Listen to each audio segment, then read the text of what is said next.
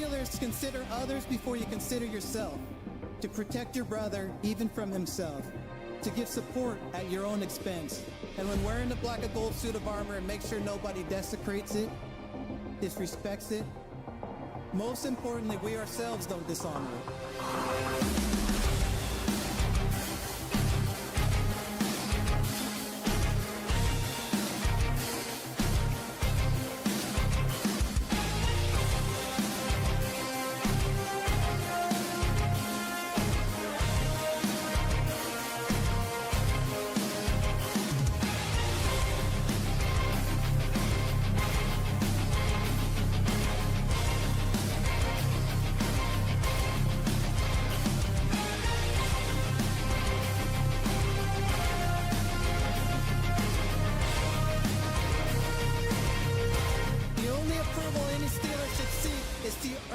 Approval from previous legends who have donned the black and gold.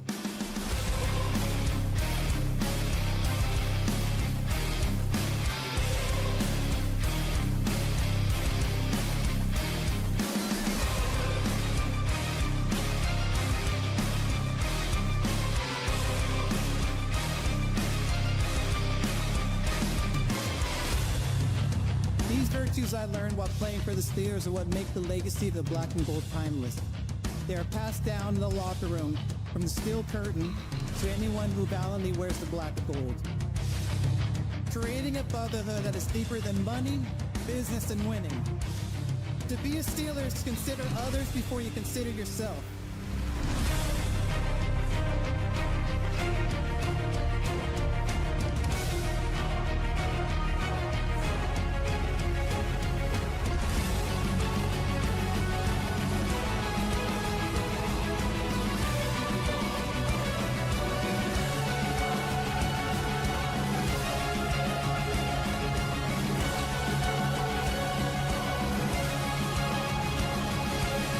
This is our culture, Steeler culture. Now, here are your hosts, Rob and Dan, the Steel Twins.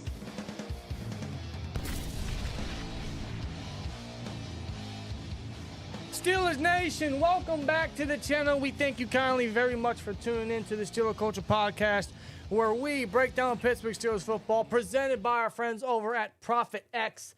Thank you kindly for tuning in. More on them momentarily. How are we feeling, guys? It is officially week one. Week one is already under wraps because we had the Eagles and Cowboys last night. Bro, what a wild start to football, bro. What a wild end to the game. It was delayed an hour.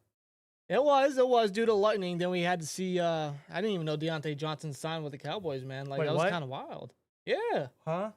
CD Lamb, bro, in the drop. Oh. Okay, Yeah, like Deontay would actually sign with the Cowboys. Listen, I don't bro. know. Some of these guys find jobs. It's unbelievable. Okay, I see what you did there. Yes. Yeah, 4 drops yesterday by CD Lamb. Yes. Yeah, that was a crazy game. Now tonight we have the Chiefs and the Chargers. We were scheduled to go live later tonight around 11 after the game or towards the tail end of the game.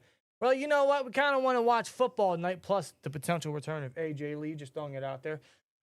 It's kind of going to be He wants to light it up. He wants to light it up. It's going to be a must-see night. It is. It's going to be an eventful Friday. It already is. So we're going to be live right now, early on, to discuss the Jets and Steelers game, to preview the Week 1 matchup. Yes, we are less than 48 hours away from the Steelers Week 1 matchup as they hit the road to MetLife Stadium. A-Rod gets to go back home, so to speak. That's not maybe a second home.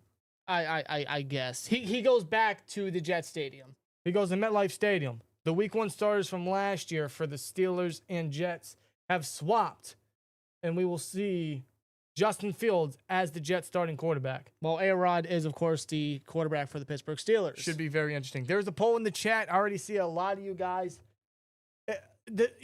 giving out your displeasure or your brutal, honest opinion regarding Cameron Heyward, which we will talk about. We will dive into what he stated just a little bit ago, actually, with the media. It's weird because he actually practiced today. He had a rest day yesterday, but he practiced twice this week. A full participant today, and he has no game designation as of now. No. But, his availability is in question. It is in question, so that's why I put the poll in the chat for you guys. Will Cam Heyward play versus the Jets? Yes or no? So far, 67% of you guys say yes. Yes, he will play. In your guys' opinion, you guys do think he will play. Whether or not he does, to be determined. Yep, we'll find out Sunday. Because it's very interesting that Cameron Hayward practices, and as a captain, again, by the way. He is a defensive captain alongside TJ Watt, and he still can't commit to playing. Very interesting. And honestly, I'm at the point with Cam Heyward where I don't want to see him in a Steelers jersey ever again. I don't want to see him in a Steelers jersey anymore. Listen, dude, I mean, I wrote down the notes. I wrote down the quotes. We'll get into it, dude. We'll get into all that. But before we get into that, man, get you guys polls in the chat. Let us know how you guys are feeling in the chat. We want to thank you guys for tuning in on YouTube and, of course, on the Twitter world, the X space. So thank you guys so much for that. Like, comment, subscribe if you guys are new, man. We'll greatly appreciate it.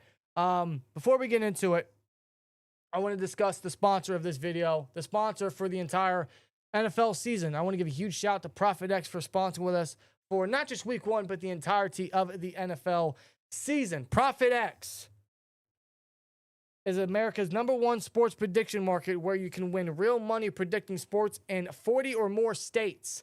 Prophet X is a peer-to-peer sports prediction exchange where users play against each other than the house. So instead of playing the house and go up against their odds, you're actually going up against other people that are going for the same odds on the opposite side of what you would bet. Users can accept existing odds posted by the house or other users, but if you don't like the house odds or anything else that's up for grabs, the best part is you can request your own odds so you can get better value, real competition, and win on your own terms. As we are here on ProfitX.co, we got the Chiefs and Chargers tonight. As you see, they got game lines, they got touchdown scores, first half, stats, rush yards, receiving yards. They got all kinds of stuff. They even got a popular page, which at the top of the list is Justin Herbert in total rushing attempts, which interesting. The over is 3.5. Now, that's interesting. As you see here, what number is underneath? That is how many people have placed a wager on that said over or under. So, Rob, how you feeling? Do you think Justin Herbert has more than 3 carries? Or do you think he doesn't? So you're going to go the over or under here? I would go as far as carries go, I would go the over. Okay. I would go the over. You know, I would not be surprised if that pass rush were to get to Herbert and he would have to tuck the ball and run on his own, do what he needs to do with that Chargers offense. I mean, it's a big game already for week 1, and it's in Brazil. It's an international game. It's a way to start off the season for the Chargers. Yeah, that should definitely be a fun game. We're going to look at rushing yards. We got Najee Harris playing tonight. Shout out to Najee. That was a twin moment. Steelers leading rusher for the last 4 seasons, 4 straight 1,000-yard seasons for Najee. So he'll be the backup to Aaron Hampton, but even his rushing yards are over 36.5. I'm actually going to request the under here. No disrespect to Najee. I just think Aaron Hampton is going to get a lot of carries. He's going to get a lot of touches. And I don't know exactly if Najee's going to find much success against that Chiefs defensive line. So we're going to request our own odds with Najee Harris's rushing yards here.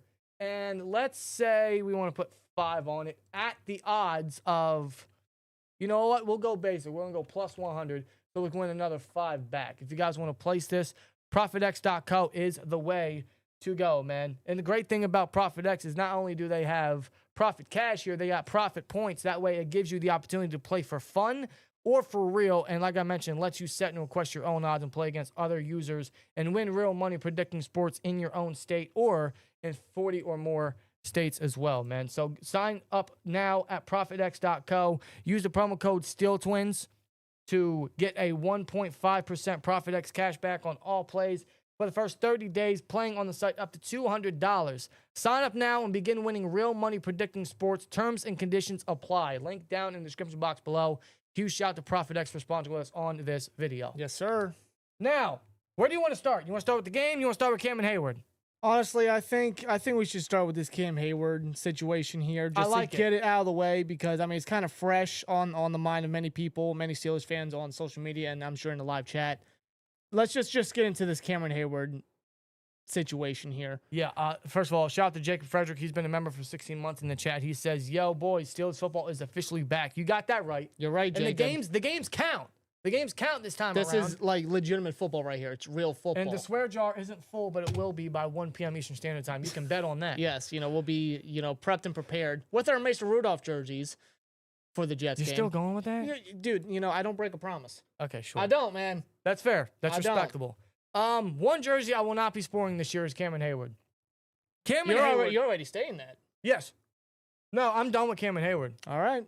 Let me put it out this way. Even if he plays or doesn't, it's going to be hard for him to win back the Steelers fan base, their trust or their appreciation for him. Because, listen, I know Steelers fans can get really rattled and they can say a lot of mean stuff to certain players. We've seen it in the past with however many names, right?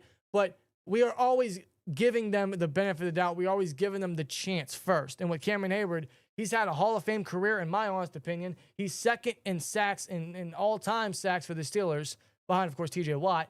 He's an all-timer. He's a legend in the black and gold. But what he's doing now is really tarnishing his legacy. He's tarnishing his Steeler career to the point that if he doesn't play versus the Jets or doesn't play at all this season because he wants to sit out for a new contract, I'm at the point where if I'm Omar Khan, I'm trading him. Yeah, it would suck for this to be the tail end of his Steeler career, and it would be an awful end to such a legendary run. He's been one of the best defensive linemen in the league for 10-plus years. He's been an all-time Steeler defender ever since coming in, being drafted in the first round. But this end, if it ever comes to an end, like say it comes to them potentially trading him, that's all Cam Heyward's fault. That's all his duty. That's all his job. Because he could have just accepted the contract that he signed last year and played through it. But he's not. No, he says he's thinking about his family. Listen, I get Cam Heyward's side. But, bro, you are 36 years old. The market has inflamed by so much. Just this offseason alone. It is inflated by so much.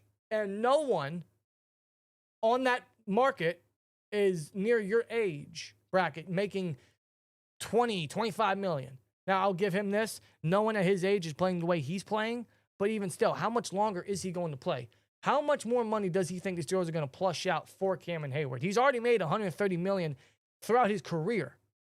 If he knew he was going to be unhappy about his current contract status, he should have asked for a pay raise last year when he signed the contract.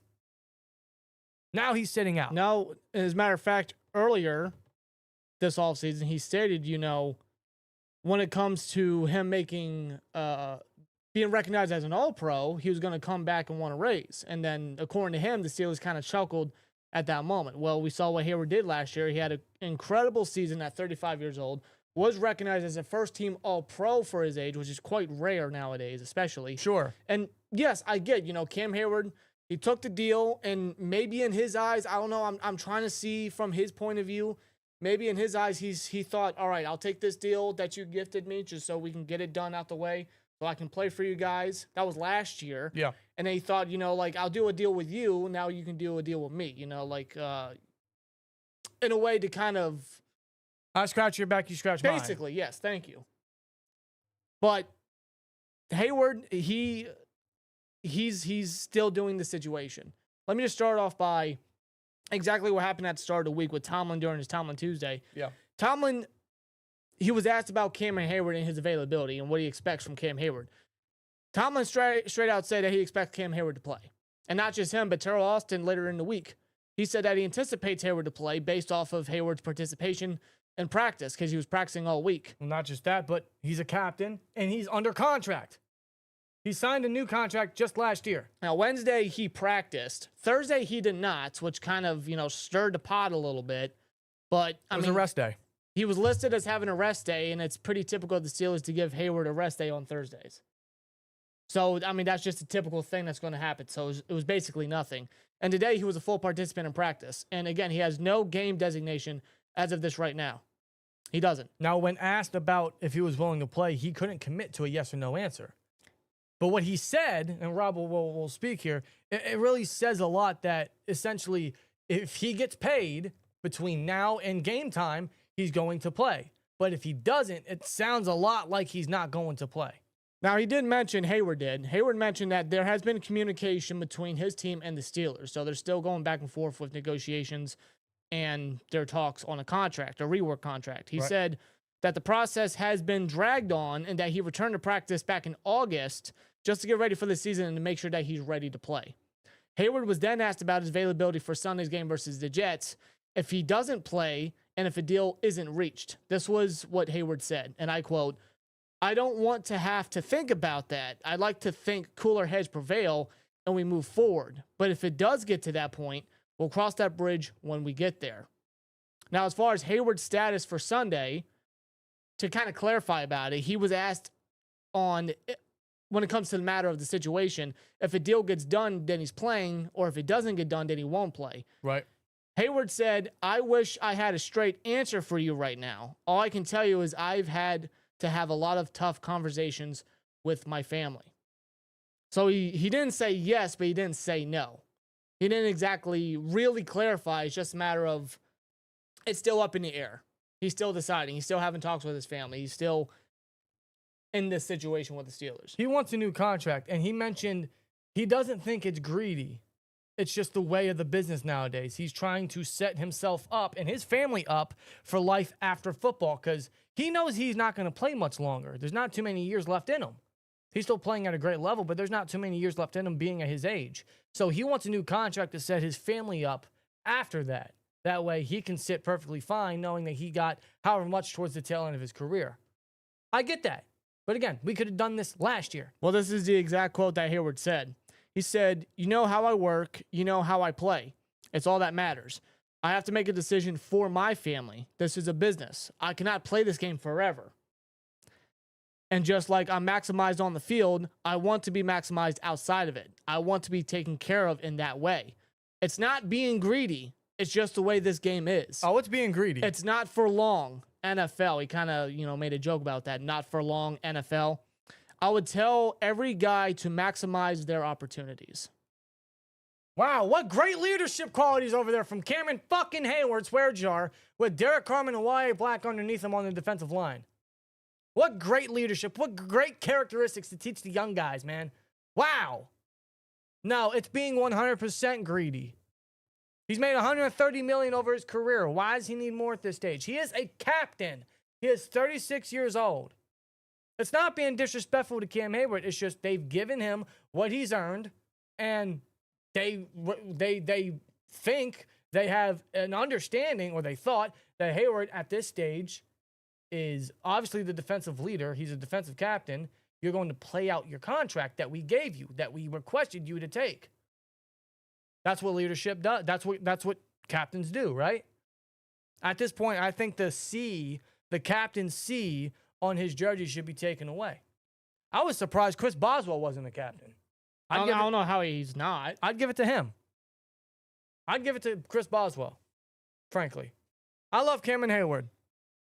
I'm blessed to say I've seen his entire career. But yeah, what he's doing now, if he misses games, it absolutely tarnishes his legacy. And it goes back to the comment that he made on his show about the Aaron Rodgers situation before A-Rod finally signed. Either you want to be a Pittsburgh Steeler or you don't. I got nothing but appreciation for what Cameron Heyward has done as a Pittsburgh Steeler, repping the black and gold, repping that logo, being a part of the Steeler culture. Not anymore. But just like the speech about Steeler culture that Troy put out, the exact quote he said, "Being a Steeler is to consider others before you consider yourself." It's in the intro. It is. It's in the intro of every live we do. Hayward's not embodying that. Not anymore. And I get it. He wants to be recognized as one of the top interior defensive linemen in the NFL, which he already is, but pay-wise, he wants to be up there because he's not. Okay, but Javon Kinlaw is being paid more than him. Was Tom Brady ever the highest paid quarterback? According to my recollection, no. He took a pay cut. He didn't always request the highest money at the quarterback market. He took what was offered and helped build the team around him. Everyone else got paid. That's leadership. Hate Tom Brady and the Patriots all you want. They knew what it was about. Now, Brady, especially at the quarterback position, he put the team first. And that's what Ben did as well in his final season. He took a massive pay cut just to help the team. How much was it he took a pay cut? Was it like $5 million? $5 million. $5 million. He took a pay cut. He's like, all right, I hear you. I'll do whatever, And that helped whoever needs done to help this team. That helped bring Juju back for that last year. Cam Heyward, yeah, he's 100% being greedy. He can say it's not being greedy. It is 110% being greedy. And if he does miss the game versus the Jets or any game this year in regards to his contract, the Steelers, in my opinion, should trade him. I would hate that it would have to come to that. But if he says he's going to miss games, okay, well, you're going to miss the rest of the season as a Steeler, and we're going to get something out of you in that regard. That's how I see it. But especially since Derek Harmon is out for this game. He's hurt. And he's still doing this? Like, we don't have the starting guy opposite Hayward, and Hayward's still like, yeah, I'm probably going to sit out. Or he's thinking about sitting out. He's still contemplating it, yeah. Does he actually play? I honestly don't know. Tomlin expects it. Terrell Austin anticipates it. I'm sure everybody else along the defense and the defensive coaching system anticipates it. Cameron Heyward, he's really going to have to make that choice in less than 48 hours. But this whole situation, again, I am disappointed in Cam Heyward. I am. It's frustrating to listen to. It's frustrating to just write down the notes, bro. Yeah, just to listen and read and write down what he said. Like, I get his point of view, but it's like it's not the right time. Considering that last year you signed a contract extension. You were gifted a contract extension. You said, yes, I'll take it. Well, it's interesting because when he signed the contract, you know, we all thought, oh, that's Cam Heyward's last contract of his career to make him a Steeler for life. At the time, we thought, a year ago, literally a year ago from like today or something. It was literally a year and some change ago that he signed the current contract he's under. It was a couple days right before week 1 versus the Falcons. He signed the contract. It took all offseason, but he finally did it. Now, who's to say that doesn't happen, say, later tonight, that a rework deal finally gets done and then Hayward does play, or it happens tomorrow before the game and Hayward does play. If it doesn't happen, as a matter of fact, hold on. We've got 2 words for Sterling in the chat. Always good to see you. How would you feel if he sits out and we lose? I still wouldn't pay him. Frankly, I still wouldn't pay him. I'm sure if that happens, Hayward, in his opinions, be like, oh, well, I got leverage here. We lost because I didn't play. And he's thinking maybe the Steelers might cave. And ultimately, they might if that's the case. But I still wouldn't do it. I still wouldn't pay him. How much of an increase does he really want? I don't know. But if a deal doesn't get done on Sunday, does the deal ever get done? Because keep in mind, the Steelers don't usually handle contracts during the season. Not even with insensitives. Yeah. They rarely do it. Hayward said himself, he acknowledges that the Steelers don't do it. Just based off their president, they don't do it. Yeah, and like I mentioned, we thought that the contract he signed literally like a year ago, we thought this was the last contract of his Steelers career. Why didn't he, under that impression, I'm sure the team and Omar Khan, everyone had that impression as well. He could have just asked for the pay raise then and there. I know the team requested for him to take a pay cut. But he could have been like, hey, this might be the last contract I got with you guys. You mind if I get a little insensitive into the contract based off of stats and awards and whatnot? He could have added that. His agent could have added that. Hayward shouldn't be mad at the Steelers. He should be mad at his agent. Because if Hayward knew he was going to be this upset, why accept it? Especially if he was planning into having an all-pro season. Yeah. Like, why didn't you just have better negotiations last year? Or he could have just played out the last year of his contract, his previous contract, before he signed this new one. He could have played it out, and if you had an all-pro season, guess what? The Steelers would have to pay up. Because at that point, Hayward has the leverage. It's either you pay up or I leave. But they had him under contract right before week 1 last year, and they were under the impression, this is it for you. This is your last contract. You're going to honor it. And here he is not, which is very uncaptain of him. It's not very leadership of Cam Heyward. Quite dishonoring to the Steelers front office, really. And when it comes to Omar Khan, he don't care who you are whatsoever. He traded Minka. And Minka, for a couple years, was a god to us. Maybe not the past couple years. I don't think that's all entirely his fault, but he traded even Minka. Like, he's not afraid to trade anybody. No. Like when he first took over, there's only a handful of players when he first took over that is still sticking around. I want to say there's a little over more than 10. Based off of Kevin Colbert's team? Yes. There's Watt. There's Highsmith. There's Louder Milk. How, I don't know. There's Muth. Muth. Is there anyone else? Frankly, is there anyone else? There might be more. Those are just guys that come off top of my obviously head. Hayward, yeah, obviously Hayward. But it goes to show, Khan is not afraid to move you around, to get rid of you. Because if you don't want to be here, like Kenny Pickett, if you don't want to be here, get the hell out. Either you want to be a Pittsburgh Steeler or you don't. And what's Tomlin's usual statement? We want volunteers, not hostages? Yeah. So if it comes down to a situation where he misses games and the Steelers do trade him, I don't know. I don't honestly think any of that happens. But I could be wrong. Now, I did not think that this would drag this far till almost game time, almost game day versus the Jets. But if it ever gets to a point that Hayward does miss games and they can't rework a deal, they can't get a deal done, I'm not opposed to trading away Hayward. I'm not. No, me neither. Because, I mean, you see the future investment with the defensive line. You've already drafted Benton 2 years ago. You drafted Harmon in the first round to be your ideal guy for the future. And, of course, Y.A. Black, who's just been a stud all summer. And will be a starter come Sunday versus the Jets. There'll be a rotation, but I would imagine Y.A. Black would be the starter. So you already see the vision. You already see, who are going to be the group of guys to really take over whenever Hayward's actually done in his career. It's just, it might be a situation where the Steelers are going to have to force that faster than they anticipated, much like Mason McCormick last year. I don't know if the Steelers had any envision in Mason McCormick starting, but because James Daniels got hurt and Spencer Anderson didn't pan out, they had to put McCormick out there. And, of course, Nate Herbig got hurt, so they had to throw him out there. But you know what, McCormick, man, he held his own. He did. And now he's a starter. And I like how young, I like the core that we have there that are ideally the future. You got Harmon and Benton as the 3-techs and Black playing the nose, or he can also play 3-tech if needed be, which he'll probably see a ton of that time against the right guard for the Jets this upcoming Sunday, whether that's Joe Tippmann, whether that's Josh Myers, whether that's Xavier Newman, because Elijah Vera Tucker's hurt and is out for the year. Torn tricep, he's going to get surgery, which is unfortunate. But they have the bodies now. They don't have Hayward, or not Hayward. They don't have Harmon this Sunday, but for the future, they have the bodies. They have the plan. They've invested in the line a lot, and that's why they're trying to build for life after Hayward. That just might have to be more immediate than we anticipated. That might come to, I don't know how soon it might be, but it could be the first couple weeks of the season. I'm not saying the Steelers are going to trade Hayward. This is just my personal opinion. If he misses games, I think they should trade him. Because if he's going to miss games and the Steelers are not going to budge, you might as well trade him and get something out of him if you already know he's going to miss games. If Omar Khan is going to put his foot down and has a firm grip that he's not going to budge, he's not going to crack for Cam Heyward, and you know he's going to miss games, get something out of him.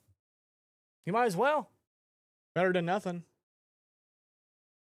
This situation, man, it sucks because it's stupid. Hayward it's a stupid situation. Hayward's had such a great career, and I don't know if it's going to come to an end, but it sucks that it's coming to this. And if it does eventually come to an end, an abrupt end, Hayward has no one to blame but himself. I get what he's saying. I get what he's trying to do. I understand his side of things. The thing is, we're about to start the season here. You signed the contract last year. We're trying to start a journey, the stairway to 7 once again. This time, they are for real trying. They're for real all in. All the additions showcase that. Believe it or not, yes, that is their mission. For a guy like Cam Heyward, and here he is, might not even play week 1. So, frankly, Cam Heyward, listen, appreciate everything, but if it comes to an end, adios, amigo. I hate to say that because he's been such a leader and a captain, but right now he's not acting like one. I hope it doesn't get to that point. I hope he just shows up and plays. He's out there practicing just so that he's ready. Bro, just be ready, dude. Just go out there and play. I agree. Fulfill your contract. Fulfill to what you agreed with last year with the Steelers. It's like represent why you are a captain, dude. I look back at James Harrison, right? And shout out to Harrison. He actually started a podcast with Joe Hayden. It's called Debo and Joe. Y'all should go subscribe because they're great. I've seen a couple of their early videos. They're great. It reminds me of James Harrison towards the tail end. In 2017, they drafted TJ Watt and wanted to play him and Bud over Harrison. And Debo, he's like, okay, I get it. In his mind, he thought these young cats aren't better than me yet, but I get what you're trying to do. Debo wanted to play. And they kept saying, okay, well, we're gonna give you playing time. We got something in mind for you.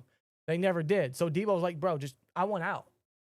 And a lot of people, a lot of fans looked at Debo in disgust because he wanted out. Well, first of all, he signed with the Bengals in 2013, retired, came back, had another couple years. And then in 2017, he wanted out. He got out and signed with the Patriots of all teams, went to the Super Bowl, lost, but even still, people looked at Harrison in that regard and gave him a lot of disgust. I'm getting the same vibes with Cam Heyward. Now, I've forgiven Debo. Because I understand where he's coming from. At his age, he still thinks he can play.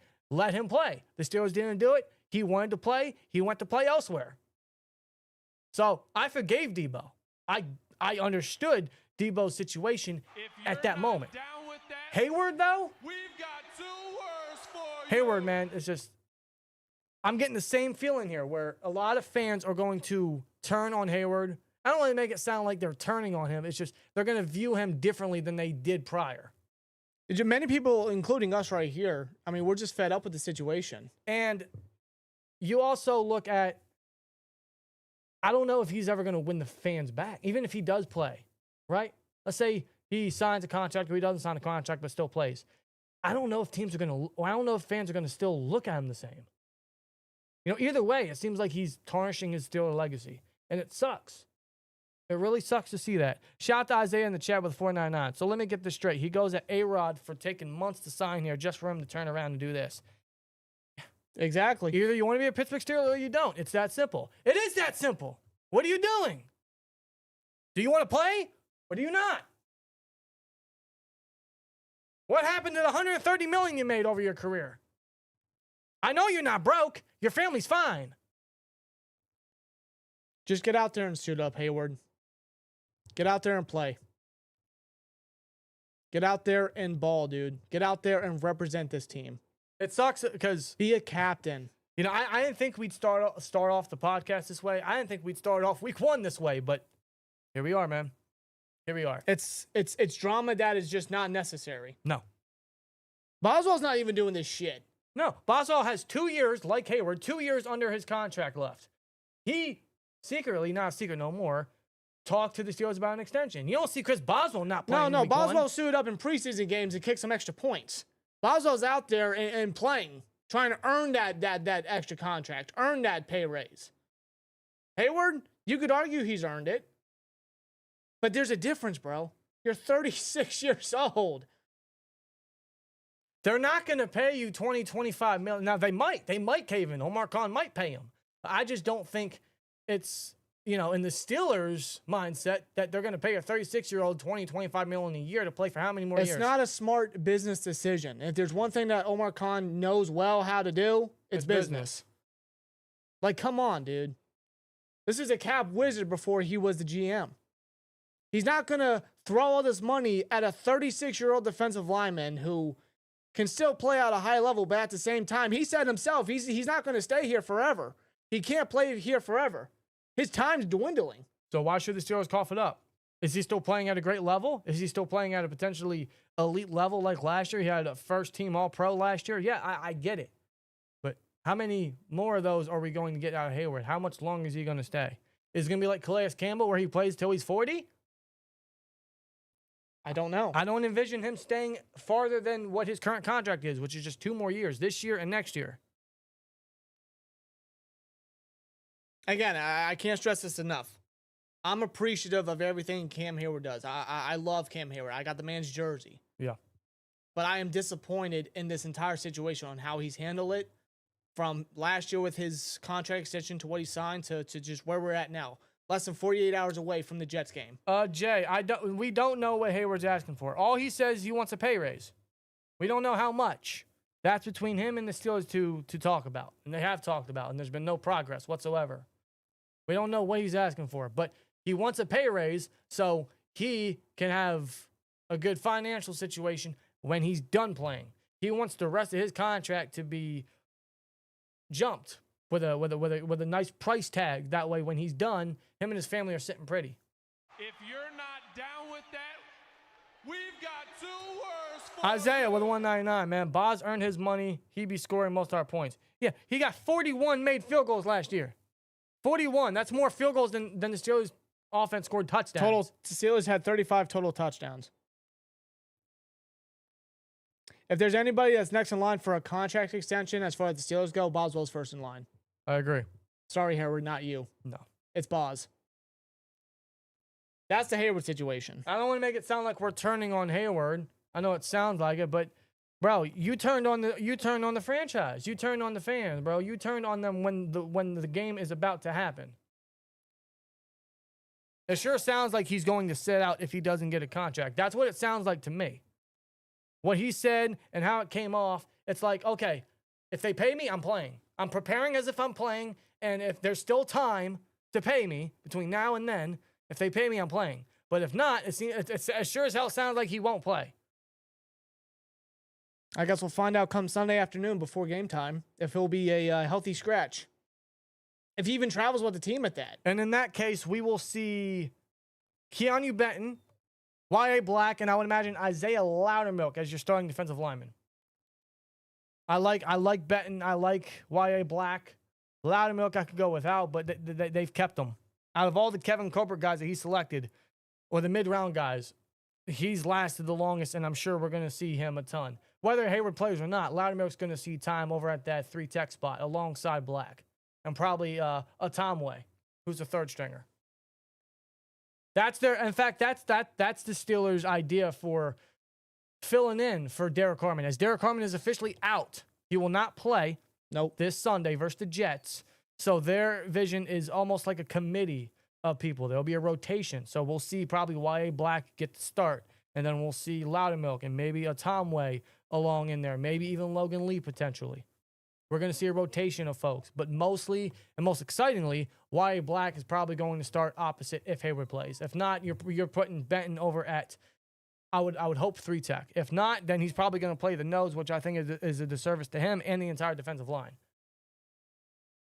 I'm hoping either way the Steelers are prepared. Because let's get into the game finally. Let's finally get into this game, man. The Jets. The New York Jets. Man, how about the Jets? The goddamn Jets, right? Swear jar. Yeah. The Jets. Well, they got a new regime. They got a whole new everything. A fresh coat of paint over there in New Jersey. They got a whole new general manager. They got a whole new head coach. Whole new offensive coordinator. Whole new defensive coordinator. Whole new quarterback. Whole shebang. Whole new thing over for the Jets. A clean sweep over from last year. Justin Fields, man. We know about Justin Fields. He was our week 1 starter last year. He started the first 6 games for us. Yes, he did. Justin Fields, man. You know, I ain't going to lie. In the offseason, I wanted us to bring Fields back. I was right there with you. He was the guy that we wanted the Steelers to bring back. When it came to quarterback options, which were not great out there, Fields was the number 1 guy on our list. Ultimately, he didn't stay.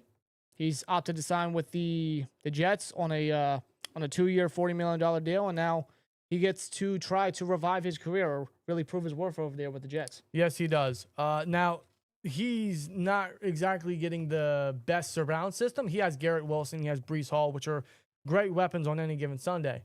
His number 2, Alan Lazard. Or Josh Reynolds is listed as the number 2. Josh Reynolds? Josh Reynolds, yeah, former Ram and Lion. They're very identical receivers, where at this stage of their career, they're more 3s and 4s and solid backups with starting experience.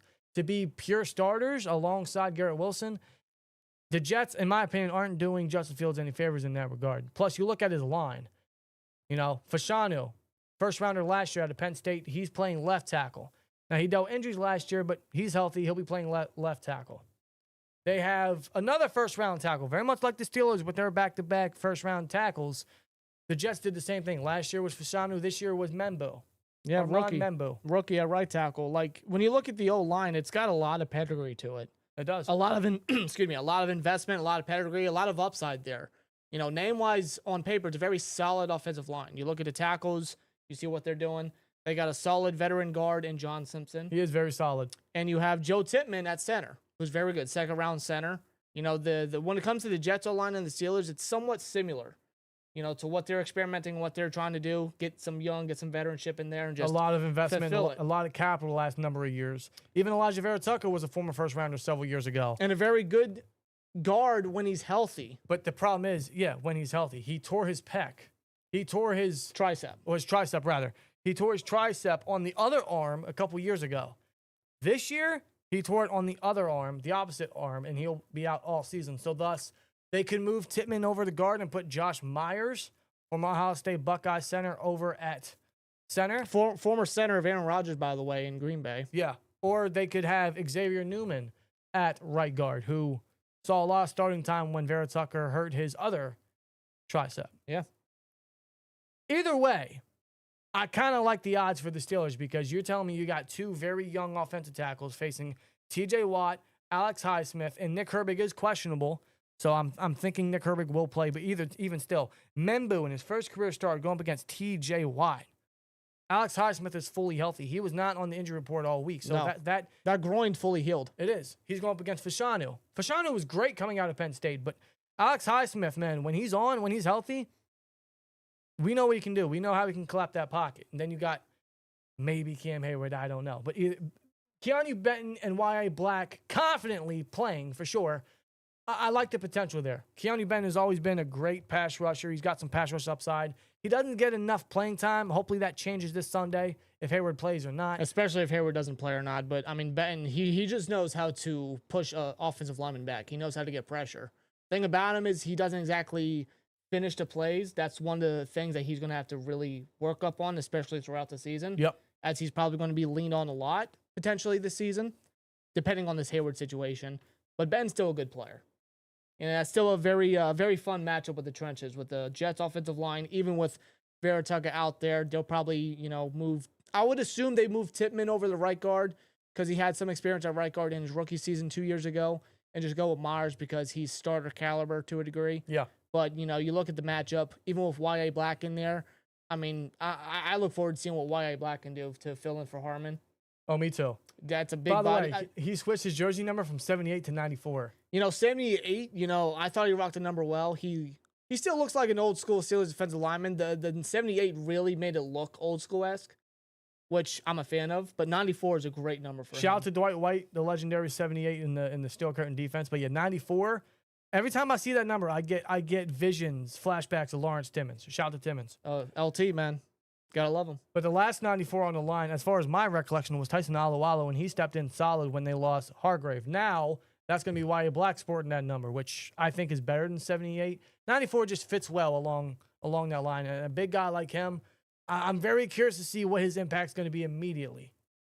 Being a fifth rounder out of Iowa, I didn't think he'd get immediate playing time, but, things happen. Things happen. I mean, he's already the backup defensive end on the official depth chart. See, that's the thing. Defensive end. He's going to play the 3-tech. I thought he would have been the nose primarily. Seems like his versatility is really paying off, and he had a great game versus the Panthers in the preseason. He had a great summer overall. He's just a powerful dude. He's a big guy. He's very hard to keep still. He's someone that's just going to move around. He's someone that's going to get inside that pocket. He's got a great bull rush. He's got a lot of size and strength to him to his advantage. Yeah. And then you add in the linebacking core. Yeah. Patrick Queen, Peyton Wilson, Koa Holcomb as the rotational piece. Jalen Ramsey, right? Getting his first real regular season action as a Steeler in the black and gold, rocking number 5 or at the nickel position. Mm-hmm. You got him potentially blitzing. What I want to see from this defense is I want to see a ton of pressure towards Justin Fields' way. And that's one of the keys I wrote down to victory, defensive keys, is, you got to pressure Fields. You got to pressure Fields, and you got to force him to throw the ball, meaning make him come back. Make him try to play hero. Yeah. I like Fields, but he's not a fully progressed quarterback. And at this stage of his career, what you see out of Justin Fields is what you're going to get. He can't read a defense, and he'd rather run the ball a lot. He's not really a threatening passer. He has flashes. We've seen it last year. He's got flashes. He's got a solid deep ball. When he's got targets, he can make those plays happen, but he's not consistent, and he doesn't know how to read a defense. And when he's under pressure, he makes mistakes.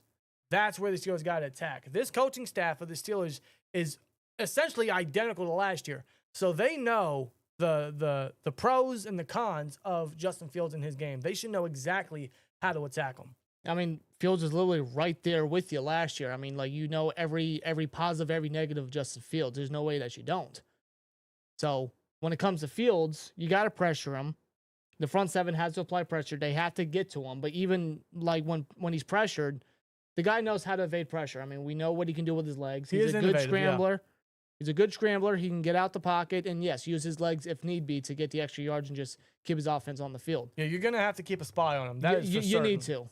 Ideally, I would say Peyton Wilson, but if you want to use Patrick Queen as that spy, I mean, both are speedy linebackers, so either one's fine. You got to keep a spy on Fields. You can't let him roam free. If you let him roam free, that's just coaching malpractice. That's just a mistake waiting to happen. Yeah. You can't allow that to happen. Because that's where Fields is most dangerous, as we know, is, using his legs. In fact, most of the touchdowns we scored earlier on into the season, which wasn't in week 1, by the way, was via Justin Fields' legs. So you have to minimize his efforts and his capabilities in that regard. You got to limit his ground attack. You limit that and force him to throw the football. I love the Steelers' chances. And I think that they got the defense to do it. They got most of the bodies. Even if Hayward isn't playing, you got the bodies, you got the blitz packages to do it. It's so stacked that there's no way that you don't get to Fields in this game. And regarding Fields, another thing about the defensive key to victory I wrote down is turnovers. Now, if you remember Fields back in his days in Chicago, the man could not protect the ball whatsoever. Yeah. He was not good. And that was a question mark when he was traded to the Steelers. How is he going to be when it comes to protecting the football? He was actually pretty solid at protecting the football. In 6 starts, he only gave up 2 turnovers. But within those 6 starts, he also had 6 fumbles. Yeah. The fumbles has always been a thing about Justin Fields. It's the biggest thing when it comes to his turnover problem. He can't keep a hold of the football. Maybe that's a way that the Steelers can try to kind of cause Fields to crumble under pressure and get less confident and just get paranoid out there, get nervous out there. But even still, I also want to throw out the fact that this is an entirely new offense.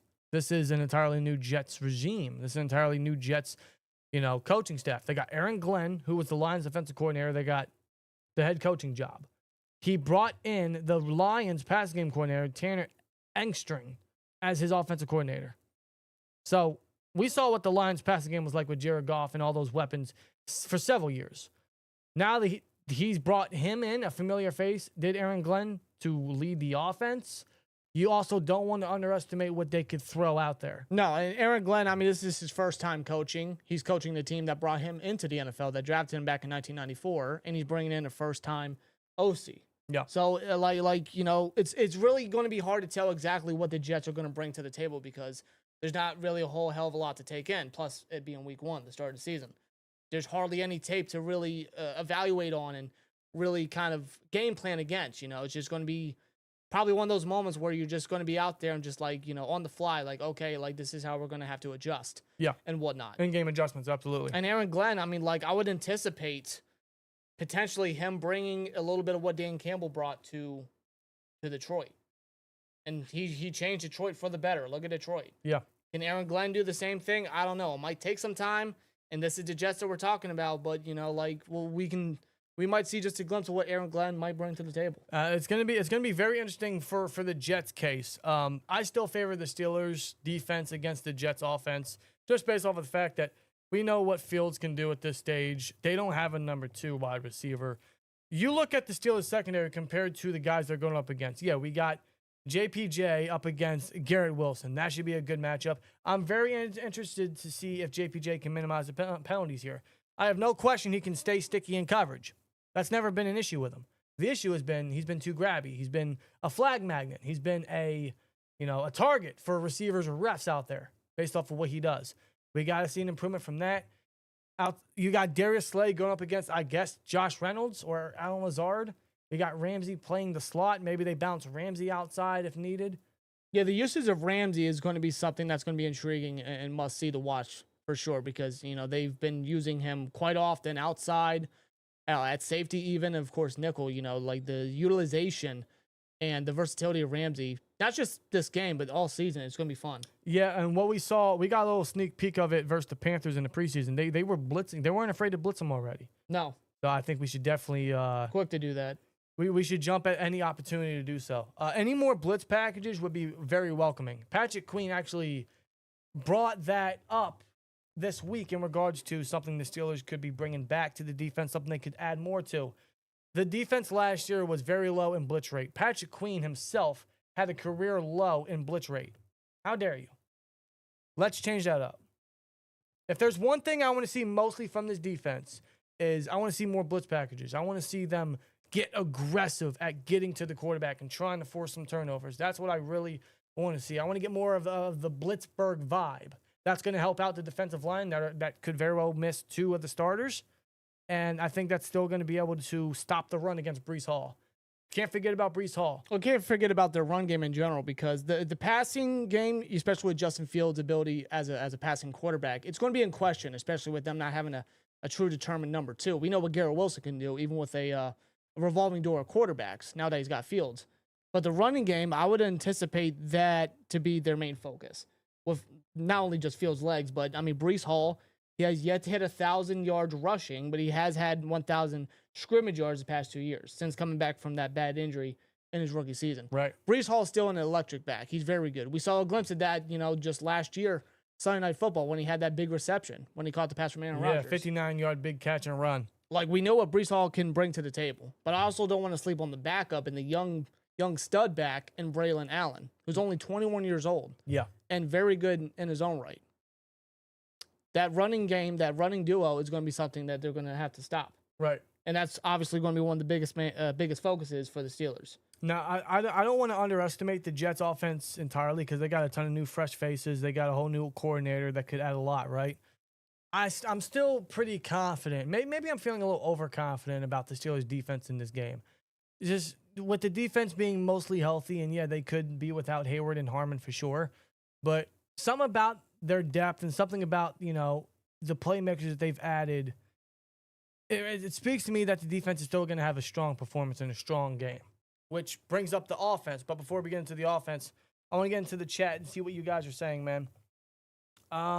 Did you guys see George Pickens got a personal foul last night and cost the Cowboys 20 yards? Yes. Yeah, of course. I'm not going to miss George Pickens.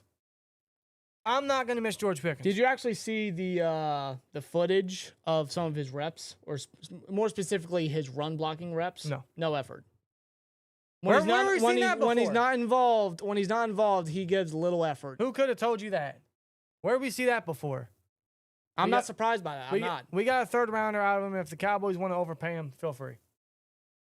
Well, the Cowboys are off to a bad start, so that third rounder looks very appealing. Yeah, it does right now. And I know our receiving core doesn't, but, I mean, I'd rather not have that in the locker room. And we don't. So, adios, Pickens. What the hell? TJ Black says, also off topic, let's hope AJ Lee doesn't pull a Cam Heyward and lie to us. God damn it, that's hilarious. Now, keep in mind, she hasn't said a thing, so she technically She's not supposed to. She didn't lie. Well, CM Punk might be getting her hopes up. Punk didn't lie either. She's going to be back. I'm just hoping it's tonight. It is reported that Cam Heyward did abort the plane today. Really? Okay. Well, Where'd you hear that? I would hope so. Well, what's he going to do? Stay in Pittsburgh? If you're not down with that, Because think of it this way. If they do get a contract done, yeah, of course he's going to abort the plane. Yeah. Aaron Rodgers, I can't read that. With $2, this revenge game will be a challenge. we've got 2 words for you. He said Aaron Rodgers to the Super Bowl. And That's what it is, yes. Sterling with 499 says, I have friends as Cowboys fans, and I warned them about GP, and no one listened. You can't tell Cowboys fans anything. You can't. They're the most delusional fan base in the world. You can't tell them anything. And it's just funny to just sit there and laugh at them. That was a good game last night, though. But yeah, Pickens, man, I don't think anyone's going to miss Pickens. I know I'm not. I don't miss the antics. I don't miss the drama. So, Pickens. No, we're getting that drama out of the offense. At least I hope so. As far as I'm concerned, there's been no drama coming from the offense. So Nope. Yes, it sounds to be good. That's right. Why Black did wear 94 at Iowa. New Drews says 94 was his college number. So it makes sense. It makes sense. And Jay, yeah, 94 still belongs to the Law Dog. Yeah, I'll give you that. I mean, he was a great 94 for, 8 years? It was a long Steeler career. It was a good one, too. 8, 9 years? He was the anchor for the middle of the front seven there until Shazier came about. Byron Nelson says the Jets don't have an overall good team. I don't think so either.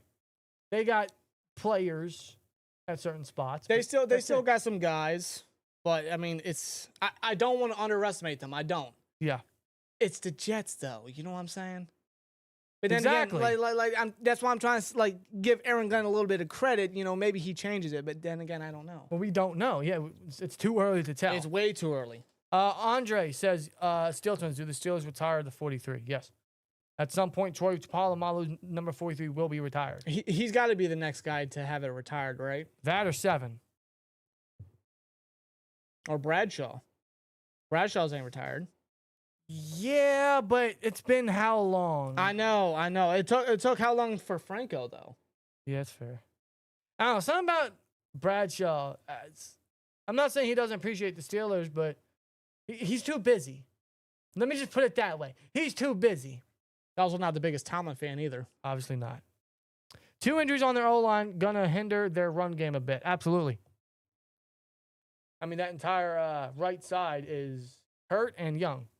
And you got T.J. Watt coming along that end. And you got Y.A. Black beside him. Keanu Benton playing the middle or on the against the left guard. I like our odds. I like our odds defensively. Now, we're going to the offense, of course. That might be a different story because there's not much I can expect from the offense because I don't know what to expect. We didn't see any action from Aaron Rodgers in preseason, and we didn't see any action with him at quarterback with the entire offense in preseason. No, we didn't even get to see DK in the preseason. No, not even Jonas Smith. So that begs the question, and chat, feel free to spot in here. Do you think the offense is going to have a little bit of a bumpy start? Not because it's in their blood to have a bumpy start offensively, but because of the lack of reps in preseason. Do you think that maybe there might be a miscommunication issue? Do you think there might be something wrong with the offense based off of the fact they didn't have those reps? Even if it was just a drive or two, they didn't have those reps in preseason. So could it result in a little bit of a hiccup to start the game? Yeah, that begs the question, what's the chemistry? How will the communication be what's the word I'm looking for? In sync. Right. Are they going to be in sync with their chemistry, with their communication? How will the play calling be with Arthur Smith, with A-Rod leading to charge of quarterback? Yeah, that's another thing. Aaron Rodgers last year was the Jets' starting quarterback. This year, Steelers starting quarterback going back to MetLife. I'm surprised this game isn't primetime based off of that reason. I mean, Aaron Rodgers, for 2 years as a Jet, opened the season in primetime. I figured this game might have been primetime, but not so likely. They gave A-Rod enough primetime to start the year. Yeah, exactly. Yeah. But with Aaron Rodgers at quarterback, DK as his number 1 receiver, are we going to get more of a passing game? Or are we going to really rely on the run game more so because that's what Arthur Smith is mostly made for? That's his bread and butter. That's what he likes to game plan. But maybe because the Steelers know that they have a quarterback in A-Rod that's been around the league for 21 years and they know he can throw the ball. Maybe not as good as he once was, but maybe he's as good once as he ever was. I don't know. So perhaps with that confidence from the Steelers at the quarterback position, probably for the first time in a while, especially for a guy like Mike Tomlin, are they going to throw the ball more than we might anticipate? We also got to look at it this way. You got DK going up against Sauce Gardner. They have had their battles. Yes, they have. They have had their battles. DK has made some plays. Sauce has made some plays. Yeah, and it's always been a fun watch whenever those guys have went up against each other, and we get to see that again. Yeah, we've seen that matchup, I think, twice so far in their careers. So this will be the 3rd time. That'll be exciting. Opposite of Sauce Gardner is Brandon Stevens, former Raven corner last year that is not good. Yeah, so the Jets lost DJ Reed, and that's a huge loss. He went to the Lions in free agency. And their ideal replacement was Brandon Stevens, who is one of the worst starting cornerbacks of last year for the Ravens. So there's a reason he is not in Baltimore no more. Yeah. They'd rather go with injury-prone Jair Alexander than that guy. Hey, be my guest. He's not good in coverage. He gives up a lot of big plays, a lot of yardage, and a ton of penalties, does Brandon Stevens. So, yeah, DK's going up against Sauce. It'll be interesting to see what DK can do against that and if A-Rod's going to give him opportunities. DK and A-Rod, all of training camp, all they could do was just try to get that chemistry going. All A-Rod tried to do was throw the ball to DK. That way that cadence and that chemistry was there. It was growing. That way come week 1, they're in sync. However, going up against Sauce is a tough task. Do I trust DK to do what he has to do and get open and make plays? Yes, because you're getting paid the big bucks to do it. We traded you, traded for you. He's made those plays in Seattle countless times. He's done it against Sauce before. But it is going to be a tough matchup. It's iron sharpens iron, essentially. Opposite is Calvin Austin and Roman Wilson. At least on the depth chart, they have listed Calvin Austin as the second wide receiver. But he hasn't played all preseason. He has not played all of preseason due to injury, but he does not have an injury diagnosis in this game, so he should be good to go. But he should be ready for this game. You also put Roman Wilson, saw all his reps outside. So although Calvin is listed as the wide receiver 2 on the depth chart, is he mostly going to see slot time? Is he going to see more reps over Roman Wilson in certain tight end packages and like 12 personnel where we see 2 receivers and 2 tight ends? Is he going to be the opposite outside guy of DK, or is that going to be Roman? Who's going to get more reps? Who's going to be the more ideal wide receiver 2 for this matchup? What's Roman Wilson's role going to be, right out the gate for week 1? So that makes me wonder which one of these guys is going to step up. I think Calvin is a very good wide receiver. Is he a 2? No. But he's very trustworthy. Last year, I found myself to be a huge Calvin Austin fan because when he got targets or when he got the ball, I felt good about the offense. I thought, wow, we can actually get something going with this guy. Good things happen. Good things happen when Calvin gets the ball. This is going to be a big test for Roman Wilson. This is really his full first game. As long as he stays healthy, this will be his full first game. Real action. Big test for him. I'm very excited for Roman Wilson. I'll be very curious to see what he can do and if A-Rod's going to give him some opportunities. That's another reason I wanted A-Rod to play a little bit of preseason is to get those 2 specifically going. A-Rod and DK, they were roommates in training camp. He throwed to DK a lot, but I wanted to see some in-game A-Rod to Roman action. We will see it. I just wanted to see it before the regular season, but we're going to see it this upcoming Sunday. And that's going to be a big test for a guy like Roman or Calvin, whoever's going to have to step up in that role. They'll go up against Brandon Stevens and their safeties. I'm not a big fan of their safeties personally. No, you're looking at Tony Adams and Andre Cisco as the starting safeties for the Jets. They're young, but they give up plays in coverage. And frankly, all that defense or all that secondary has is sauce. But I don't want to sleep on the front 7 either because the biggest key for the offense to victory here or for success is that line. That line's got to perform, dude. And when you talk about that Jets line, bro, you got 2 first-rounders on the edge. You got Quinnen Williams, former first-rounder in 2019. That's always been a stud and is a huge pass rusher up that middle for him. They got bodies on that defensive line. Plus, they traded for Harrison Phillips, I believe, from the Vikings. Yep. Yeah, they did. So they added him, who's been a multi-year starter for the Bills, for the Vikings. That's a good veteran piece for that front 7, for that D-line, really. It really kind of fills that hole there, and it almost adds more to not just their pass rush, but especially their run defense. Our line is going to have to be a big contributing factor to this offense, and they're not going to have an easy test. They got Jermaine Johnson, former first-rounder, who's an explosive edge guy. He's coming off a season-ending injury last year, which sucks, but, I mean, he's still very good, still very young. But he was a first-rounder for a reason. But he had a good 2023, and although, he got hurt last year, the Jets still picked up his 5th-year option. So you see the expectations they have for him. And you can't forget about Will McDonald. No. Who had a standout last year. Double-digit sacks last year. Will McDonald is a stud. And that's going to be a big test right there. Both these edge rushers are studs, man. And they're going up against 2 first-round tackles, and Broderick Jones at left tackle and Troy Fautanu at right. That's going to be a very, very interesting matchup there because that's a huge test for those 2 guys already. The O-line is really going to have to step up in this one. They got Zach Frazier, Mason McCormick go up against a guy like Quinnen Williams, but the tackles mainly are really going to be the guys that are going to have to cornerstone Aaron Rodgers. They're going to have to give him time to do what he can do. And I do think if you give A-Rod time, he can dice something up. Maybe not MVP levels, not what he used to be. I just don't think he has that capable in him. But in terms of letting him read the defense and giving him time to hit his targets, I think A-Rod can still do it to a certain degree where the offense can get down the field at a consistent rate. But you got to give him time. And when it comes to running the ball, Jaylen Warren, this is, believe it or not, this is going to be Jaylen Warren's first career start. Yep. He just signed a very well-deserved extension. He's been with the Steelers for 3 years, but because Najee never missed a single game, he never started. Now he gets that opportunity right here. This will be his first career start. Kenneth Gainwell is the number 2 running back, and Caleb Johnson is the number 3 running back, which is interesting. Either way, I'm not surprised by that. I'm not, because Johnson, he's still adjusting to the NFL speed. Yeah. He's a rookie. I'm not surprised by that. Plus, Gainwell's been around the NFL for quite some time now with Philly.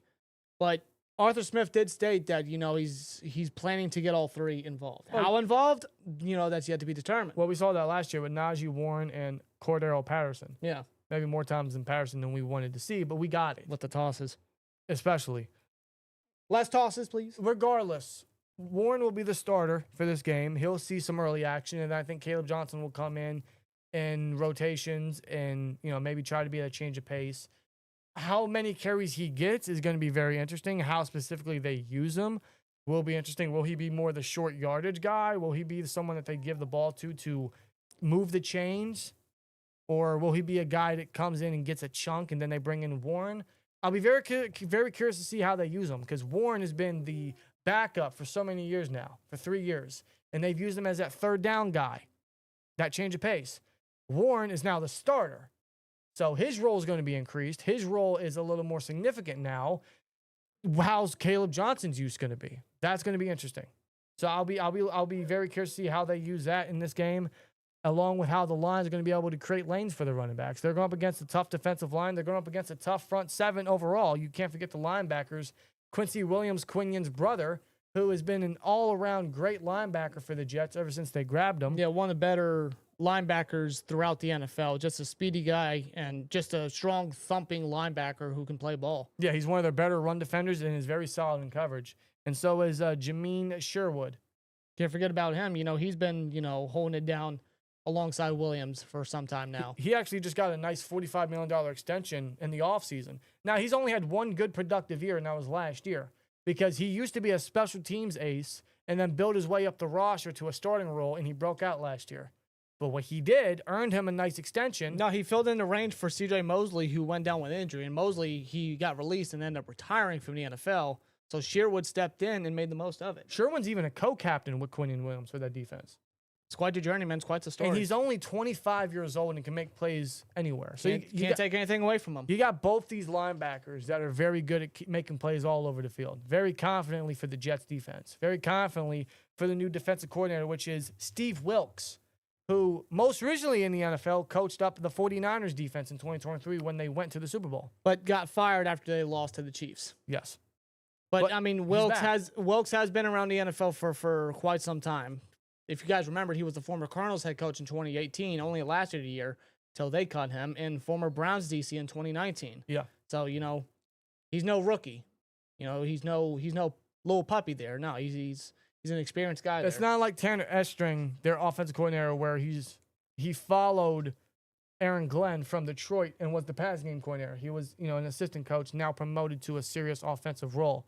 Stephen Wilkes has actually had experience playing this position, being that defensive coordinator for several teams in the past. So with what he has at his arsenal in the front seven, again, the line is going to have to be very important in this game to allow guys like A-Rod to make plays, and Jalen Warren, and DK is going to have to step up, or someone in the receiving room is going to have to step up. But obviously, don't forget our tight ends. We got 3 really good receiving tight ends, and Connor Hayward, I guess 4. I'll throw them in there to be nice. We got 4 tight ends, 3 primarily that we're going to use. How much 12, 13 personnel are we going to run? I'd imagine we're going to run a ton of 12, because you're going to want to have Pat Frymuth and Jonnu Smith on the field at all times. Or for the most part, you're going to want them. Well, there's a reason you brought in Jonnu, not just with his chemistry with Arthur, but just his contributions as a pass catcher. So I anticipate a ton of 12 personnel. We'll see Darnell. He'll get his fair share. He might even get a third of the offensive reps in 13 personnel.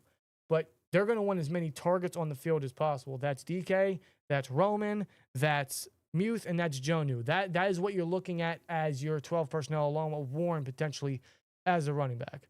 I think we're going to run a ton of that this Sunday. How much success are we going to get? To be determined, but I'm hoping, obviously, enough that we can win. Enough that we can actually score a touchdown in week 1 of the NFL season, something we didn't do last year. That would be nice. That would be very nice. But it all comes down to communication and how the chemistry is. Are they going to be in sync? Are they going to be on point? Because again, they didn't play any action at all in preseason, the whole starting offense, outside the starting offensive line, outside, say, Amalu. Yeah. But how is the communication going to be? Is it going to be a slow start? Is there going to be sloppy chemistry, communication there? I hope to God there isn't. But, that's a big question mark heading into Sunday. Yeah. Cesaro, did I say your name properly in the chat? He says, can we please get Muth in the GD game? Heath Miller, anyone? I mean, he's getting paid this money. We would hope so, right? We would hope we get him in the ground game, definitely. He can contribute. He's done it before. How are they going to use Jonnu Smith? Obviously, you know, they'll put him at the tight end spot. They'll put him up the seam. Are they going to put him in the slot? They're going to bounce him outside? He's a hell of a receiving tight end. You know, you can put him anywhere on the field. If you remember, Jerry Dulac, when we first made the trade to acquire Jonnu and Ramsey for Minka and some capital, Yeah, he mentioned, you know, that Steelers view him as a tight end, slot receiver, and a fullback. for sure. So his utilization, I mean, they could really just move Jonnu Smith around as long as he stays healthy and as long as he does contribute. You know, the lack of a wide receiver, too, you know, we're going to see Austin there potentially starting, Roman Wilson involved in there, of course, with his outside reps. But, I mean, like, you know, they do have a plethora of other talent, other targets. One of the reasons why they brought in Jonnu Smith, you know, just to use that versatility and try to utilize the guys to the best of their ability. It's just up to Arthur Smith to really get the plays right and scheme up the right routes and call the right plays for A-Rod to then connect with his targets. Sure. For them to be on point. You know, going back to what Jonnu Smith can do, I wouldn't be surprised if we run some, like, 4 wide receivers. Like we'll run 4 targets, 3 receivers and a tight end. Yeah. Or maybe 5 wide, right? And then we can put Jonnu Smith over anywhere on the field. You want to put him outside? You want to put him in the slot? Just to keep the options out there. If they want to do 3 receivers, 2 tight ends with Muth and Jonnu, and then you got Calvin, Roman, and DK all on the field together, A-Rod's got a plethora of choices to choose from. Just based off what's been stated and how the Steelers view some of their targets, I mean, like, they could really make it less predictable for the offense. They can make it unpredictable to a point. They can really have a lot of fun with it. It's just up to Arthur Smith to scheme a solid passing game. I think you said several times, Arthur Smith has never schemed up a top 15 passing game before. Never. Never with the Titans, never with the Falcons, and obviously never last year.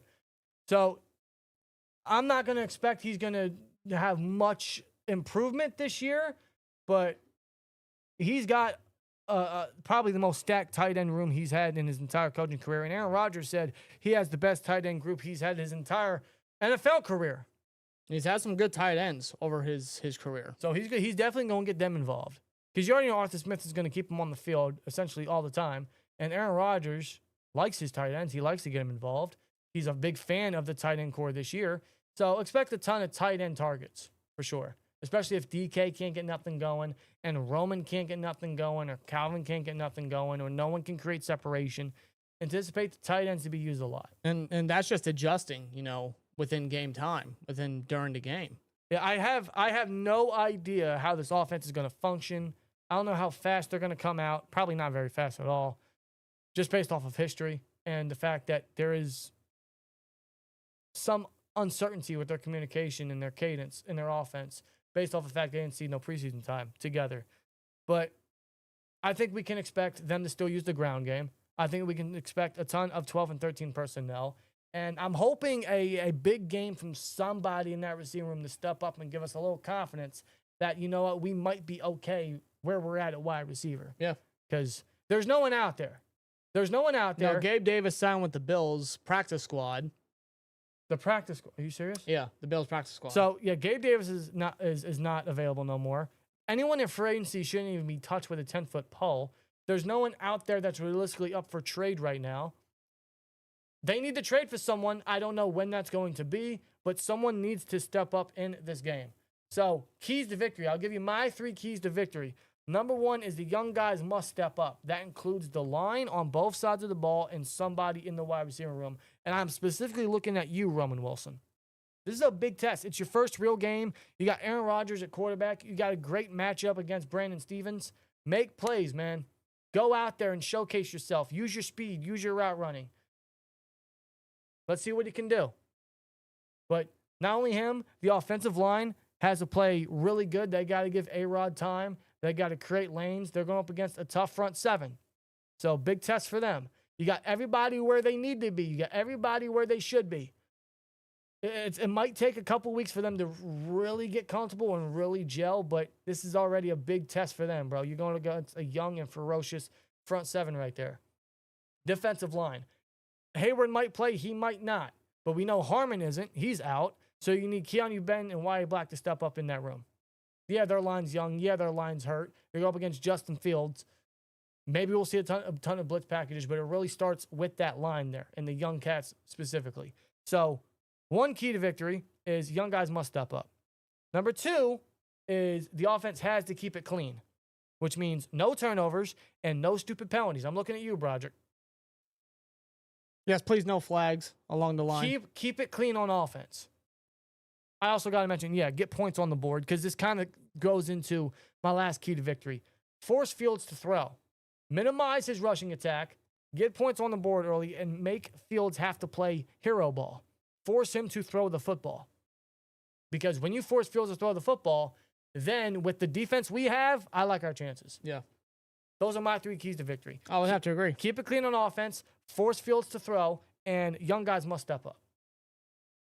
Rob, you got anything to add? I would say, when it comes to the defense, like I said earlier, get turnovers. Fields, when it comes to his turnovers, it's still a big question mark as he begins his Jet career. Try to force turnovers. Get some turnovers off of Justin Fields or just around the Jets offense. Get those turnovers, and the offense is going to have to take advantage of them. That goes with the second key to victory. They got to score points. Boswell got us our week 1 victory against the Falcons last year, but it was just off 6 field goals. 6 field goals. We need scores, and I mean touchdowns. We need to see these players get into the end zone and consistently at that. I'm not expecting a 30-burger. I'm not expecting a high-scoring game, but just if the opportunity comes into play, especially if the Steelers defense gets the turnovers, the offense got to score. They got to take advantage. For sure. And, of course, I would have to agree with the offensive line. The line's going to be key all season. But they have to be on a good start. They got to make a great first impression come week 1, especially against a great and a stud front 7 that the Jets do have. Yeah. They got to protect A-Rod. They got to open up lanes and make lanes for the run game for Jaylen Warren, for Caleb Johnson, for Kenneth Gainwell even. Just O-line, do your job. And keep it clean. Absolutely. I don't have any expectations for this game. I don't. Because I'm really going into it blind and just keeping expectations very low. But what I do expect from both teams in this game is I do expect this to be low scoring, and I expect this to be very highly defensive. I don't think we're going to go for turnover, but I don't know if any of these offenses can really get anything going to start off because you look at, one, their lines are very similar. The Jets are more hurt than ours, but they got a lot of young guys on that line. The tackles are very similar when you look at the Steelers and the Jets. You got 2 back-to-back first-round tackles at each tackle spot. They're very similar. It's very young overall. And then the receiving group is essentially identical. You got a bona fide one in DK, and for the Jets, Garrett Wilson. Otherwise, opposite of them, good luck. Good luck. Yeah, really. Good luck. And then the run game, maybe they can get something going in the run game. One thing's for sure is I expect this to be low scoring, but I still don't want to sleep on a guy like Brees. I definitely don't want to underestimate Garrett Wilson. Garrett Wilson he got paid for a reason. He's had 1,000 yards every single year since being drafted by the Jets with how many different quarterbacks? A lot of bad ones. Now he's got Fields. Which isn't greater, but it's something for him, I guess. There's definitely chemistry there. That's another thing I want to add. There is that chemistry from Ohio State. They were teammates. It's there. And keep in mind, when Fields last year in Chicago, DJ Moore did go over 1,000 yards. And I think that was Moore's first year as a Bear, too. Yeah. So, like Fields is capable of getting that chemistry going with the number 1 target. And he has a new offensive coordinator. So, don't want to underestimate anything. I think we win. I think we win solid. I don't want to say confidently because a confident Steelers win in this day and age, in this market, in this budget, I don't know. And I want to say this right now. Depending on how this game goes, win or lose, I'm not going to judge a team off week 1. You can't. But I do think we win, and I do think we have a solid victory. I don't see how we lose this game. So I'm going to say, yes, the Steelers win. If you want a score prediction, boldly 22-14. 20-14 Steelers. 20-13. 20-13. If anything, the Jets get 1 score and the rest are field goals. Okay. All right. That's my score prediction. If you guys care or if you guys want to. I'm not the best at predictions, but I'll throw one out there since you did one as well. I'll say 21-14. Okay. I think we win by 1 score. Somber in the chat says, I'm going to give the offense 2 drives before I start yelling at my screen. You know what? I think that's giving him too much credit. How many drives are you willing to give the Steelers offense before you throw the TV out the window? Or you, I don't know, smash a beer can, or you punch somebody in the face, Or you you throw put a a hat. coin in the swear jar, Or you throw a hat. or I switch hats. I'm going to have an arsenal over here somewhere. I'll have like 5 different hats. I'm prepared. You have one for every drive. And then whichever one we score on, that's the one you keep on. That's the one I keep on. And then we don't score on the following drive wearing that same hat. I got to switch it again. Yeah. Or I got to switch jerseys. Or I got to, I don't know, something. You want to switch your Mason Rudolph jersey? Maybe. I made a promise, dude. I Jody, plan on fulfilling it. All 18 weeks. Okay, I'll give you credit there. Isaac says Jonnu had something like the second most yards after contact for tight ends last year. He'll probably mostly get 5 15-yard passes and work upfield on his feet. Well, we got the tight end to do it, so hell yeah. I don't trust Muth to do it. He's made plays like it before. He's just not consistent. So yeah, if you want to do the little check downs with Jonnu and expect someone to get up the field, that's who you get the ball to. First touchdown of the season is going to be Washington, says Eric Gruser. Well, he was our first touchdown last year in week 2. Maybe he's the first one again. That he was. I'll mention, man, Aaron Rodgers is really highly of this tight end core, and especially Washington. Can we get more of him in the red zone, please? Like, if there's a time for you to run 13 personnel, it is in the red zone. If there's a time to use Darnell Washington, it is in the red zone. That dude is 6'7", damn near 300 pounds. I don't know if he's actually 300, but I wouldn't be surprised. He's enormous. Use him. He's please. a big dude. Please use him. Please use That him. is sheer size at tight end, man. That is just unheard of nowadays, and we have him. So utilize it. And he showcased that in the preseason. Cesaro says no, and he puts the cuss emoji. No toss sweeps. Yeah, no tosses. We're done here. No tosses, please. And if you're going to do it, use it with, I don't know, Jalen Warren, someone that's got speed and burst and can get up the field. That'd be nice. Ideally. Somber says 7 red zone touchdowns for Mount Washington. That'd be nice. At the end of the season, that'd be great. That could be like our goal line guy. That could be our tush push, right? Now the Eagles got the tush push at the goal line or at any, 4th and short, 3rd and short situation. Well, our red zone guy is Mount Washington. Who the hell is going to guard a 6'7" tight end? It's going to have to be like when Calvin Johnson had 2 corners on him. Calvin Johnson had two corners on him. Yeah. Bro, who's going to guard the guy? Let's get him involved. There's not many people that probably can. By the way, I still put out the idea that we should definitely steal the tush push, but put Mount Washington under center. Yeah, good luck stopping that. Who's stopping that? You're not stopping that. First of all, you're going to get in based off his length alone, and then you got his big frame and his body. Bro, come on. This is the first preseason game for the Stars. It's most likely going to look nasty at first before it gets going, says Jay. I agree. I don't expect it to be perfect. I promise I It won't. won't be shiny. I mean, this is a new offense. It won't be shiny off the bat. I promise I won't overreact. Don't worry. Unless a flag is thrown. David says Cam just said he got great contract advice from Le'Veon Bell and advice from AB on how to end a Steeler career. Seems like how it's going, isn't it? Man. Le'Veon Bell in that Sports Illustrated interview. I won. No, you didn't. What'd you win? At least with Bell, he acknowledged he was wrong, and he apologized. I forgive Bell.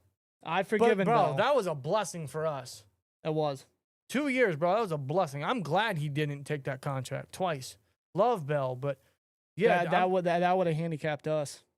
God, yeah. And then AB, AB's just AB. AB's a sad end, man. AB is the most talented receiver I've had the pleasure of watching live. I was too young to see Randy. I was too young to see TL. I've seen everything of AB. His 2013 to 2018 run is legendary and will never be replicated. It will never be touched. The shit he did. Multi-year 100-yard reception seasons, multi-year 1,300-something seasons. Touchdowns. That out will the, never... out the wazoo. 15 touchdowns in the last year. We didn't make the playoffs that year, by the way. It'll never be done again. No. It sucks how it ended, but it had to end. Fields can't win as a quarterback. As an athlete, perhaps. If he stays in the pocket, he lays in the pocket. That's how you beat Fields. That's how you beat the Jets offense. Keep him trapped. Trap him in there, dude. Force him to throw the ball. Trap him in there. How long until the first jet sweep? Mark, I like that.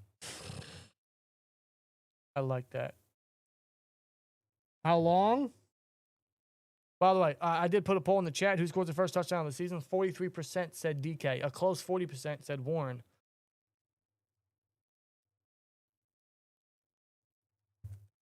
Get another poll in there. Yeah. In fact, I'm probably going to put this in the Sunday game as well, just to have some fun.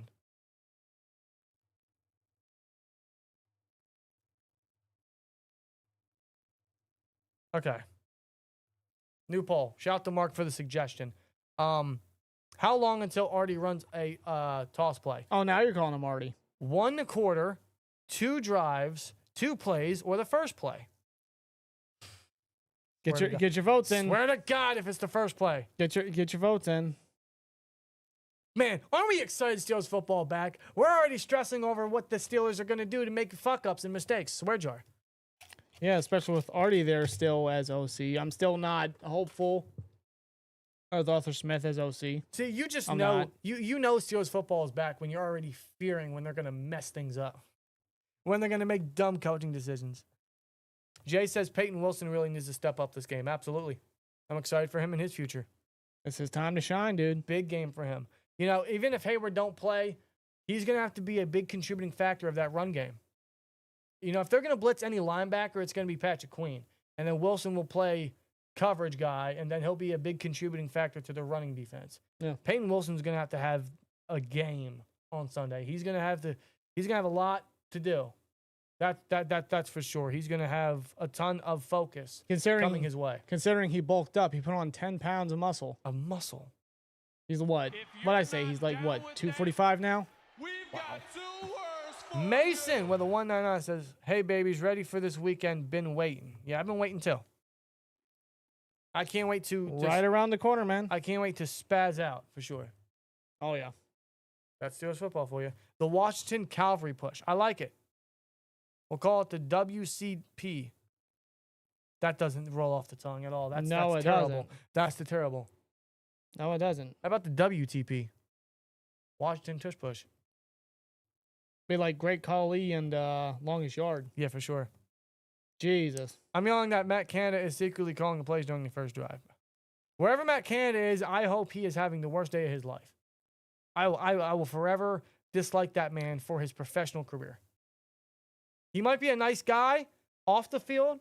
He might be a solid human being wherever he's at. But professionally, As a coach. I will forever dislike that man. Yeah.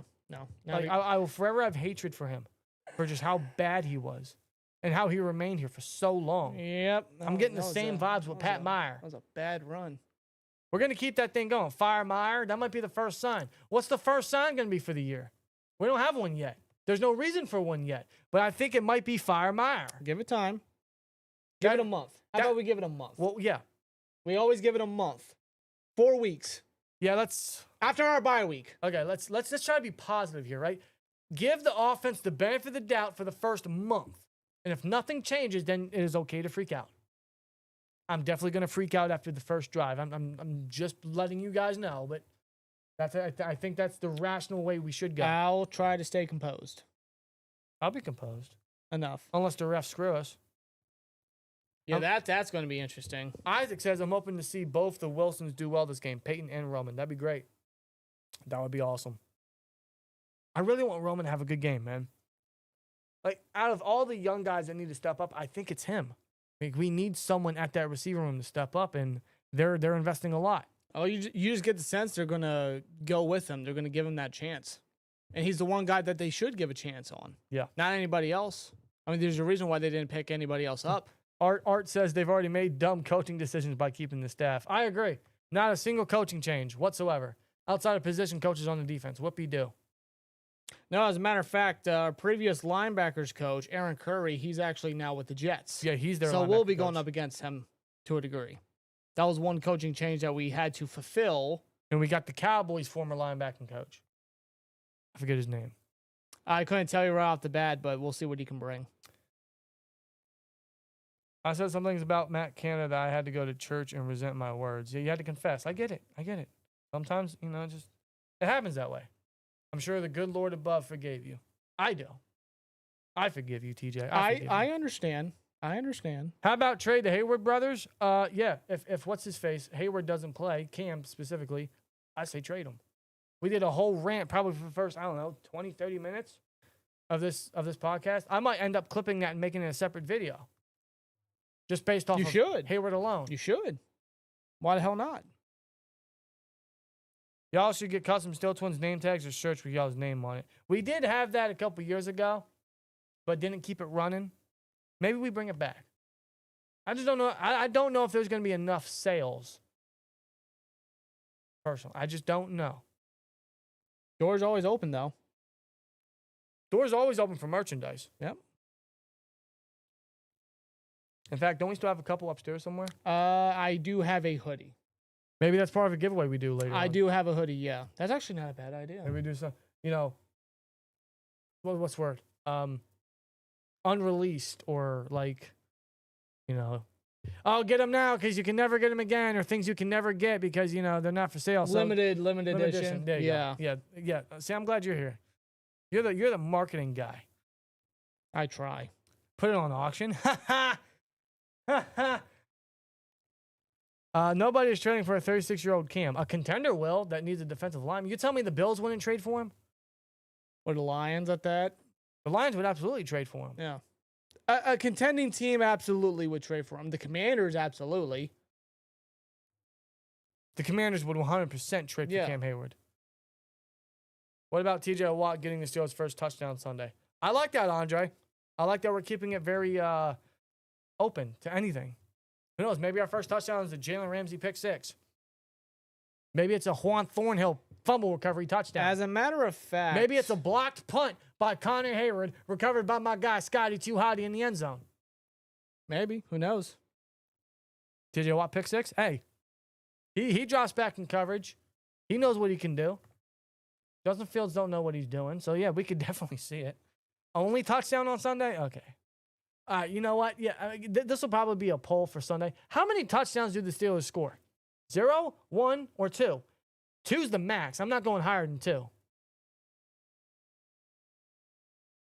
TJ, no, I did not. Is that on Twitter potentially? Let me check Twitter. I haven't checked Twitter in a while.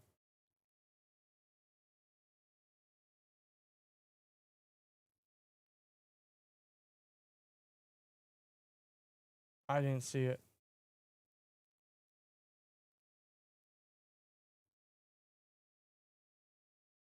I didn't see it, TJ. No. Oh, in the chat? No. Where's that at?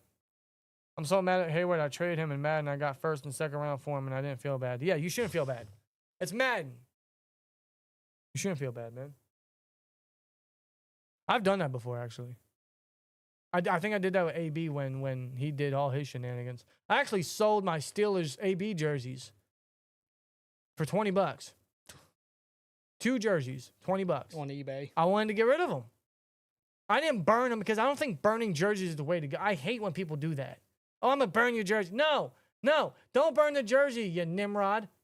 Don't burn it. Give it to someone that needs it. Yeah, after Parsons got traded, people were burning, Cowboys fans were burning their Michael Parsons jerseys. I'm just like, bro, I put it for the lowest price I would take because I didn't want it no more. I didn't want him at all. I want to get rid of it. I was upset. He was one of my favorite players, and I guess you can say he broke my heart. I was a teenager. I wanted to get rid of it. He broke your heart. I wanted to get rid of it. What is the over-under for JPJ getting holding penalties? All year? No, in this game. Oh, 2 or I'm about 3. to say, wait a minute. 2. Oriole Orgasm says 3. 3 holders. 3? All right. I was so close to getting a Hayward jersey before he started all this. I have a Hayward jersey. I think the kind I have is I want to say it's a throwback Hayward jersey. Yeah, it is. I think it is. Yeah, I haven't worn it. We had to get it in Pittsburgh because for some reason we couldn't find it online. That's right. Yeah, we got it at the Steelers Pro Shop in Heinz Field. That's right.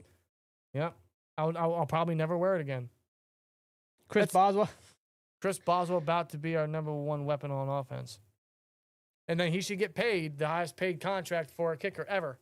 And then some. I'm being honest.